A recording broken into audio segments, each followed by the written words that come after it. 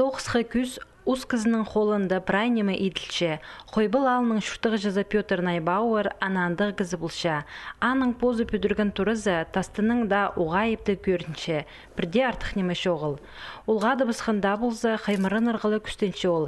Ибарызын жахайын чүрші малхуста тодырғы садыншы. Аймық басқа техника тінін тұдып, пастып колхозда, аның совхозда қыр қазырышыл әстен салған Петр Петрович. Аның түзімнің тоғызы пірлі қате медалерінің орденерінің танықтылбан. Олғы жастығы кізі пи айманның арлыстық шүртіғі жазы атты турыстық алчүрші. Кішігіді ғанагон болғым, аны көпейін дарчығымын. Мұндағы көрінгім 7 класс тосқым. 7 класс тос, неме, 59 жылды көрінігі барысқым тракторға. Минусинскийза. Анда 1 жыл көрінгім.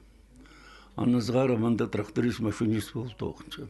Қасқылы шашатқын мүйірінше. Қадыс күнерім шо олу бірдезі. Прай. Наннасқынна. Жақсқан жүрсе мұнда. Петр Найбауэр қойбыл алзыр әжі запазы тоқс қарынды спежелерінің қады 1941 жылды Саратов облысының күскен. Анды да пістің қазнадығы неместердің андық өлізі болған. Же үскін қонық түстен алын ол түрен жеріні саныпша. Айыпшалар мені біде. Шақс немеші түшелі мені жоқ түшелер біде. Қойбыл немеші түшелі мені.